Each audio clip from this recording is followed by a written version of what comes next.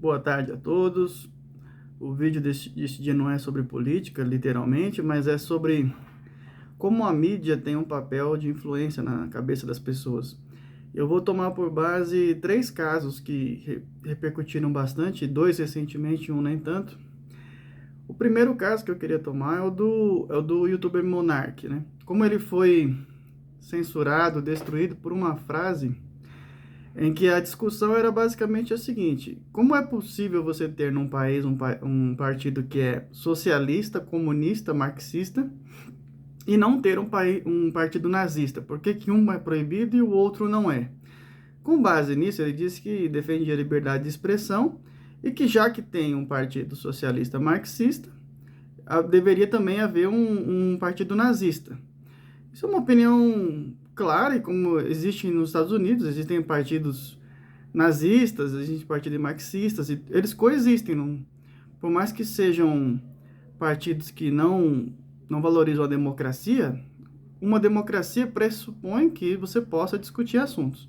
Porém, o que que a mídia fez? Ao dizer que ele defendia a existência de um partido nazista, o chamou de nazista, que é basicamente uma estratégia muito clássica do ilusionismo, né? Os mágicos fazem isso, eles apontam uma mão para que você não veja o que está acontecendo na outra mão, que é onde vai ser executada a mágica. Então, para evitar a discussão sobre a aberração que é você ter partidos marxistas e não ter, e proibir partidos nazistas, que são igualmente partidos antidemocráticos, totalitários e que não valorizam a democracia, o que é que eles fizeram?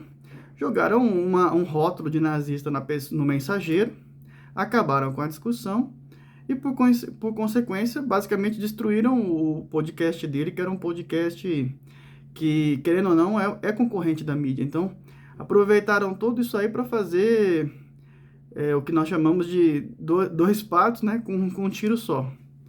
Tirou o Monark, tirou o podcast e ainda evitou a discussão do absurdo que é você ter um partido socialista marxista e não poder ter o outro. Ou se proíbe os dois, ou se permite os dois. Isso é básico, né? Enfim. E quais são os casos da moda, né? O último agora que nós tivemos foi dessa atriz Clara Castanho, que supostamente foi estuprada, né? E teve o bebê e doou para adoção. Até aí nenhum problema.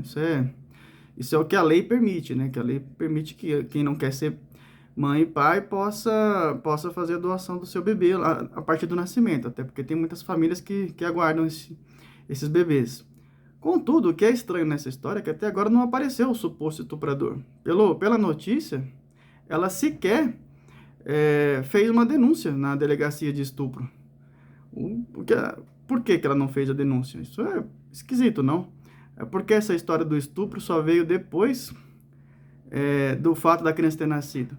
Isso é, de certa forma, meio suspeito. Afinal, né, uma coisa é a notícia ser atriz do seu filho a partir do nascimento. Isso seria muito feio, né, para ela. Poderia até enterrar a carreira, caso ela tivesse sido irresponsável e não queira criar o filho que gerou conscientemente. Então, você joga lá estupro, né, uma coisa forte, uma coisa agressiva, e basicamente acaba com toda a discussão, porque quem é que vai ser contra, né? A pessoa foi estuprada, nada mais, pelo contrário, é uma heroína, né? Gerou até o fim a criança. Mas aí fica essa questão: como é que alguém é estuprado e não denuncia o estuprador, né? Como é que foi essa violência? Ela não vai se reservar o direito de não falar e vai ficar por isso mesmo? Ela não quer ver o estuprador atrás das grades? Muito, muito esquisito. Da mesma forma, teve o caso da menina de Santa Catarina lá, né?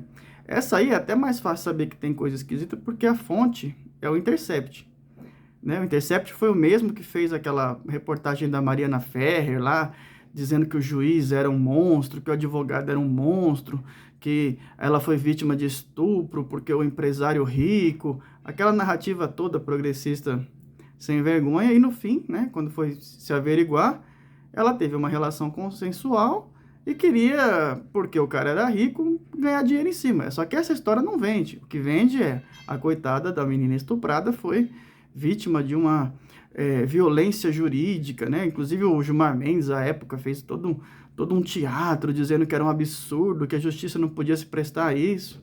E aí agora temos mais esse caso da menina de 11 anos, que foi o Intercept que denunciou, né?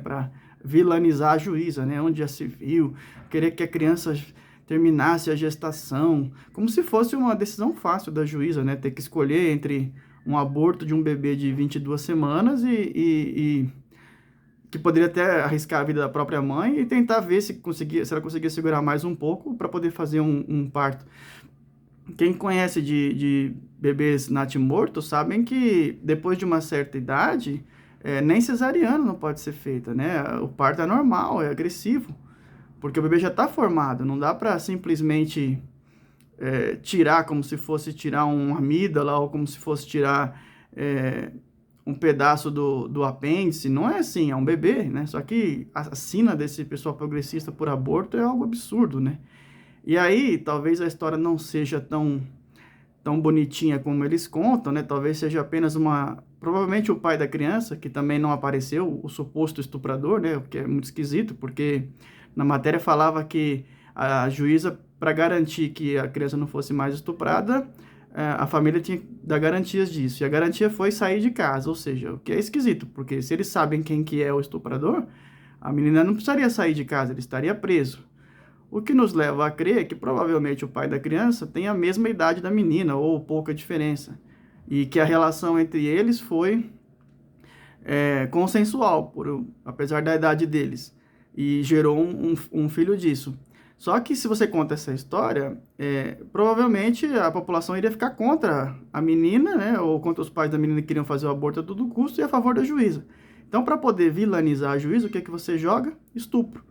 A partir do momento que você joga uma palavra forte dessa, um caso forte desse, quem que vai ser a favor do estupro? Ninguém. Só que a sina deles por aborto, por matar, é impressionante como eles odeiam a vida, é tão grande que eles vão criar esse tipo de narrativa. Provavelmente, nos próximos dias, vão começar a aparecer os dois casos aí, e vão descobrir que não há estuprador. Porque se houvesse um estuprador de verdade, é a primeira coisa que a matéria contaria. Ia falar o que aconteceu com o estuprador, por que ele está preso, quantos anos vai pegar, Porque ninguém é a favor de estuprador, né? A opinião pública iria a favor do Estado contra eles, para eles serem presos por muitos anos. Mas por que não apareceram até agora? Provavelmente porque nenhum dos dois casos tem. Então isso é mais uma prova de como nós temos que ficar atentos com o que a mídia joga, principalmente quando são coisas de efeito, assim, quando tentam demonizar alguém. Outro caso que está para ser resolvido provavelmente é daquele do Márcio Smelling com a Dani Calabresa. A cada vez que reviram mais a história dela fica sem base e a dele mais forte. Porém, a vida dele já foi destruída, né? Assim como o do Johnny Depp. Então, a mídia é especialista em fazer isso. Joga uma palavra muito forte, as pessoas deixam de pensar por si, não questionam mais nada e fazem o papel do que a gente chama hoje de cancelamento, né? Cancelamento, que é como se fosse a fogueira na Idade das Trevas. As pessoas não têm nem o direito de se defender e já são atacadas prontamente.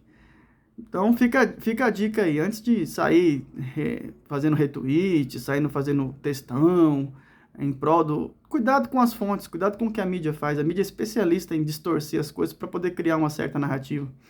Isso é histórico e não vai mudar. Com a internet eles só potencializaram isso.